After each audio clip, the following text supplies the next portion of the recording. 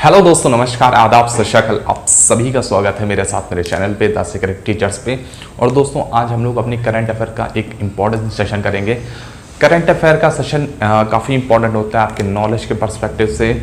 और अगर हम लोग देखें कि अभी जो आने वाले अपकमिंग एग्जामिनेशन है, एसएससी का हो या अभी सुपर डेट का पेपर आने वाला है, उसके लिए आपकी करंट अफेयर बहुत ज़्यादा इंपॉर्टेंस रखती है। ठीक है, तो हम लोग क्वेश्चन से स्टार्ट करते हैं। सबसे पहला क्वेश्चन आपकी स्क्रीन पे होगा, आप लोग उससे पढ़िएगा और उसका आंसर करिएगा। सबसे पहला क्वेश्चन है, अभी हाल ही में भारत के किस अनुसंधान ने 15 अगस्त तक कोरोना वैक्सीन बाजार में लाने का दावा किया है? तो यहाँ पे काउंसिल की बात हो रही है, तो आईसीएमआर इसका आंसर हो जाएगा। आईसीएमआर ने बेसिकली क्या किया है, Indian council of medical research ने बोला है कि 15 अगस्त तक वो वैक्सीन ले आएगी। ठीक है, तो उसका कभी कभी फुल फॉर्म पूछ लेते हैं आप लोगों को। फुल फॉर्म जो इम्पोर्टेंट ऑर्गेनाइजेशन है या काउंसिल है, उनका आपको पूरा नाम जरूर ध्यान रखना है। ठीक है, इसका Indian council of medical research क्या है? Indian council of medical research. ठीक है, देखिए ये कोई लैब नहीं है, बेसिकली काउंसिल है, एक संस्था है। ठीक है, ये एक क्या है, संस्था है जो फार्मास्यूटिकल कंपनीज पे और मेडिकल जो ऑर्गेनाइजेशन है उन पे ये कंट्रोल अपना रखती है। ठीक है, अगर मैं बात करता हूँ आईसीएमआर, तो आईसीएमआर जो बना था वो 1949 में बेसिकली क्या था, इस्टेब्लिश हुआ था। इससे पहले क्या था, 1911 में 1911 में क्या था, ये IRFA था। ठीक है, इंडियन रिसर्च फंड एसोसिएशन। ठीक है, IRFA था जो 1949 में क्या बन गया था, ICMR बेसिकली बन गया था। अच्छा, ICMR ने बोला है कि 15 अगस्त तक वो क्या करेंगे, कोरोना की जो वैक्सीन है उसको मार्केट में ले आएंगे। ठीक है, बेसिकली ये इम्पॉसिबल अभी तक तो नहीं है जैसा कि ICMR तो कह रहा है, लेकिन हम ICMR के हिसाब से चलते हैं। तो ICMR कह रहा है कि हमारी 2 लैब, एक है भारत बायोटेक, नाम ध्यान रखिएगा, भारत बायोटेक। ठीक है, भारत बायोटेक और plus national institute of virology. कौन सी है? National institute of virology, national institute of virology.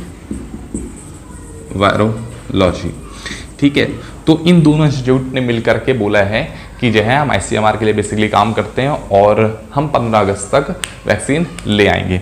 जो भारत बायोटेक है वो हैदराबाद में है और नेशनल इंस्टीट्यूट ऑफ वायरोलॉजी है वो पुणे में है। यहाँ पे एक वर्ड लिखा हुआ है वायरोलॉजी वर्ड लिखा हुआ है। वायरोलॉजी होता क्या है ये समझ लीजिएगा। आपने कई जगह सुना होगा virology, Wuhan institute of virology सुना होगा। ये वायरोलॉजी होती क्या है? तो वायरोलॉजी बना है वायरस प्लस लॉजी से, वायरस प्लस लॉजी। ठीक है, वायरस तो आप समझते हैं विषाणु होता है। ठीक है, और लॉजी मतलब क्या होता है, उसका अध्ययन। जो वायरस का जो अध्ययन होता है वो वायरोलॉजी में बेसिकली होता है। ठीक है, यहां से आपको ये ध्यान रखना है। डॉक्टर बलराम भार्गव कौन है? एक नाम आपके सामने मैं बता रहा हूं, डॉक्टर बलराम भार्गव। वो कौन है भाई? वो आईसीएमआर के अध्यक्ष हैं।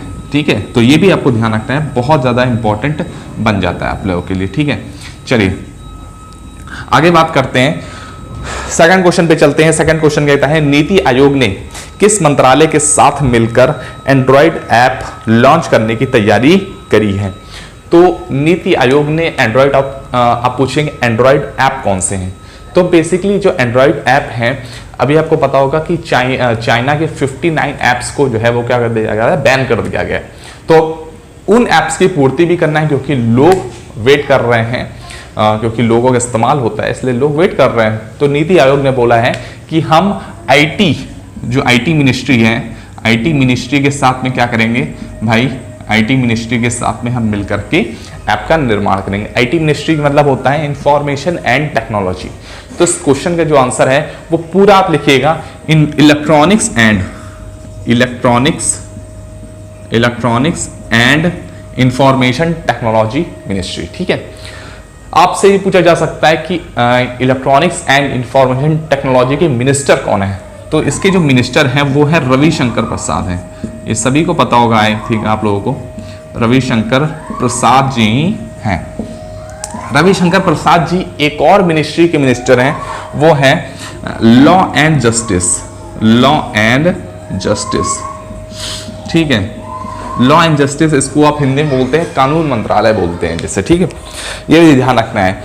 अब मैं नीति आयोग के बारे में थोड़ी सी बात कर लेता हूं। नीति आयोग मैंने अभी बोला है, तो नीति आयोग जो है उसका फुल फॉर्म क्या है? नीति आयोग का फुल फॉर्म लिख लीजिएगा आप लोग, अक्सर लोगों को पता होगा लेकिन जिनको नहीं पता है मैं उनके लिए बता रहा हूं।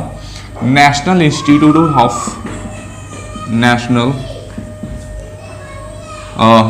नीति आयोग है नेशनल इंस्टीट्यूशन ट्रांसफॉर्मिंग इंडिया, ठीक है, नेशनल इंस्टीट्यूशन ऑफ ट्रांसफॉर्मिंग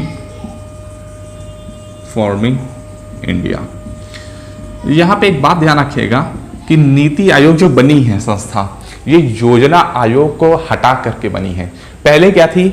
अगर मैं 1950 से बात करूं, 1 अप्रैल 1951 से बात करता हूं, अगर बेसिकली बात करता हूं, तो 1 अप्रैल 1951 में कौन सी योजना बनी थी? योजना आयोग बनी थी। योजना आयोग को हटा करके क्या लाया गया है? नीति आयोग लाया गया है।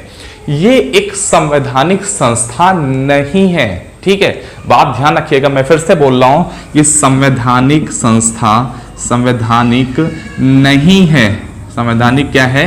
ये नहीं है, ठीक है। संवैधानिक संस्था क्या होती है? जिसको गवर्नमेंट कभी भंग ना कर पाए, ठीक है।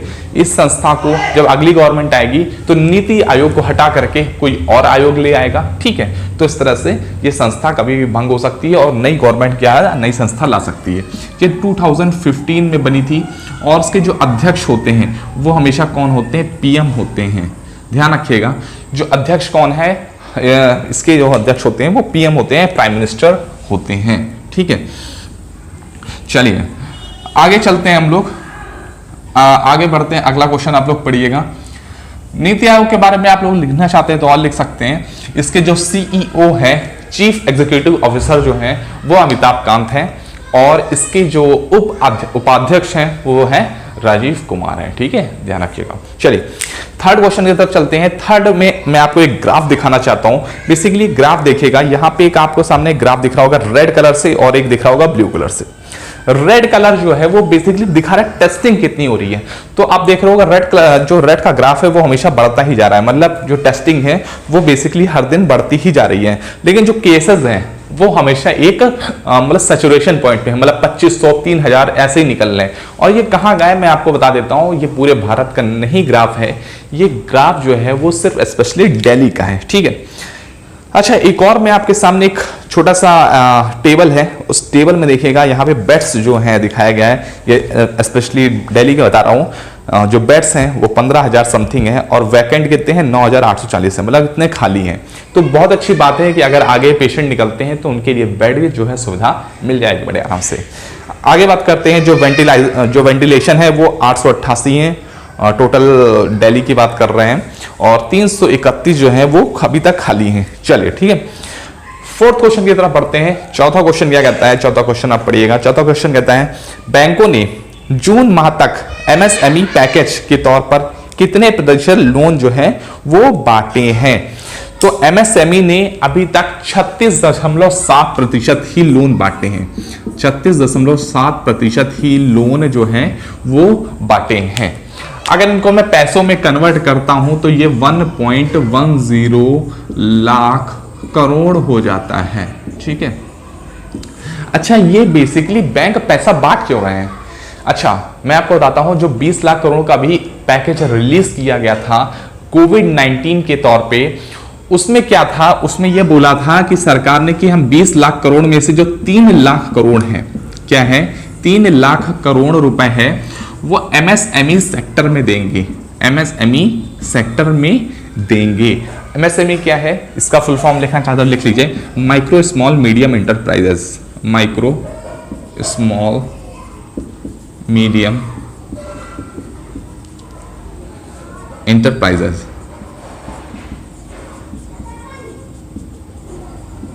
ठीक है। माइक्रो स्मॉल मीडियम इंटरप्राइजेस में क्या करेंगे? 3 लाख करोड़ का हम जो है लोन बांटेंगे उस 20 लाख करोड़ में से। तो 3 लाख करोड़ में से अभी तक बांटे कितने गए हैं? 1.1 लाख करोड़ रुपए ही बांटे गए हैं, जो परसेंटेज में देखें तो कितना होता है 36.7% होता है।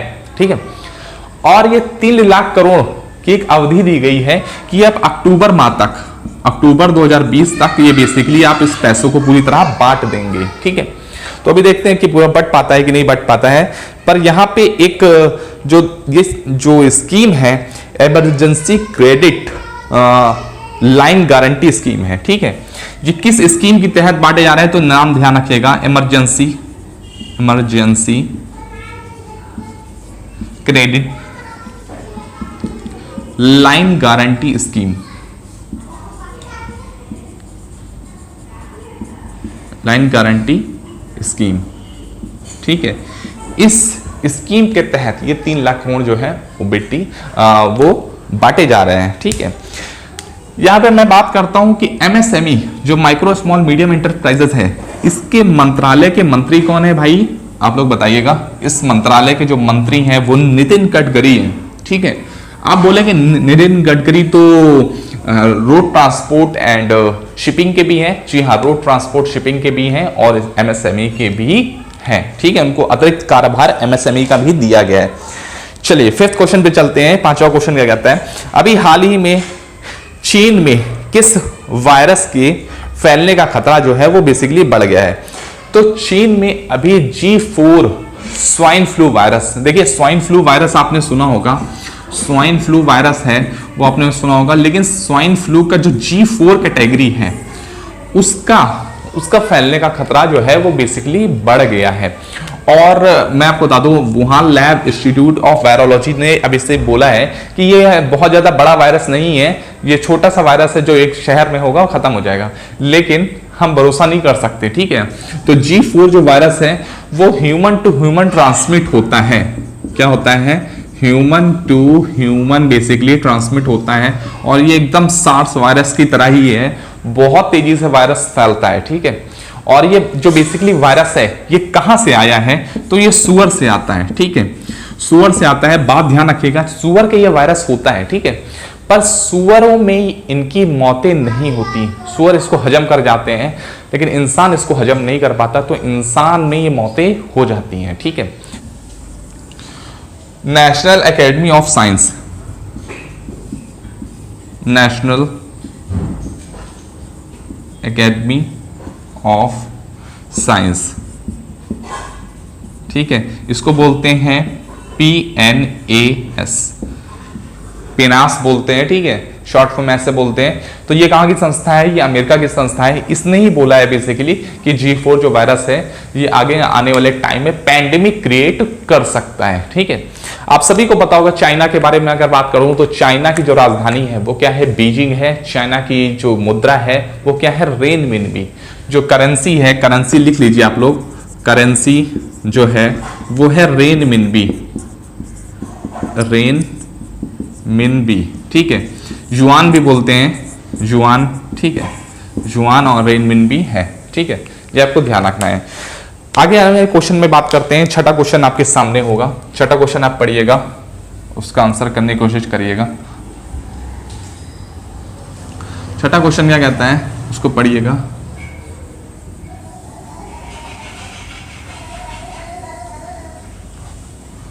छठा क्वेश्चन कहता है इस साल का वर्ल्ड कोऑपरेटिव्स डे जो है वो बेसिकली कब मनाया गया था।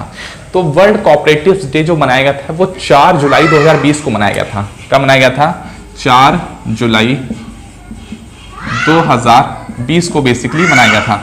देखिए जुलाई के फर्स्ट सैटरडे को मनाया जाता है, मतलब जुलाई का जो फर्स्ट सैटरडे होता है,